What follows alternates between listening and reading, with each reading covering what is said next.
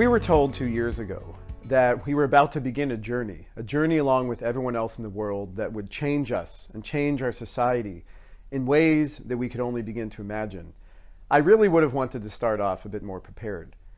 We all, of course, know how it happened, and we say it with such regularity that it's kind of like the beginning of a somewhat depressing children's book. One day things were normal, and then the next day everything changed. As we're reminded in this week's Torah portion, Lech, our personal journeys, like the ones that we have all been on, inherently are both strengthened and come into conflict by what we encounter in our world. We must sometimes move past or be forced from what is most comfortable and safe, and journey into the unknown. The portion, Lech Lecha, begins as God tells Abraham, Lech Lecha, go from your land, from your birthplace, from your father's house to the land that I'll show you. Of course, for Abraham, his leaving home is a very physical experience, and he's actually looking ahead to his upcoming journey, to the mysteries of what lies ahead. It's often pointed out how odd it is that Abraham is being told to first leave his land, then his birthplace, and only at the end, the place most close to his heart, the place of comfort and safety, his home. The commentator Rashi points out that the order is not geographic.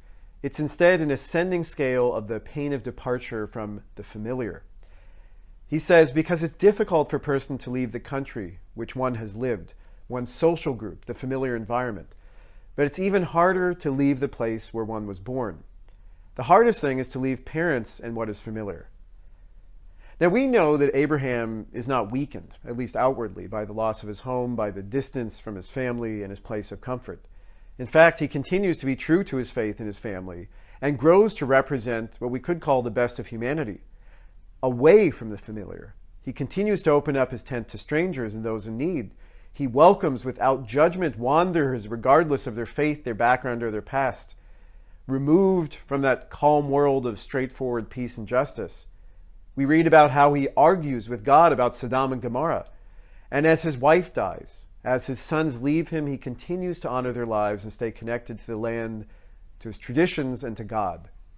So he moves forward with faith, with pride, and with an understanding that even the toughest trials can lead to a place of hope. In fact, according to our tradition, it is in Abraham's strength in the midst of endless adversity that he's turned into the first Jew. The Sfat Emet says that with each trial, with each challenge, Abraham is made into a new being, with a new way of being and interacting with the world. And again he's brought out from a place of normalcy and thrown down the broken path leading him forward. Stability never finds its way into the life of Abraham, but neither does complacency or surrender. Now in Judaism, even the greatest darkness has the possibility of leading to light. In this time of challenge and loss, may we all find the strength as we head down the path of encountering the unfamiliar, since we know that no matter what else happens, we will leave this stage of our life's journey as different people.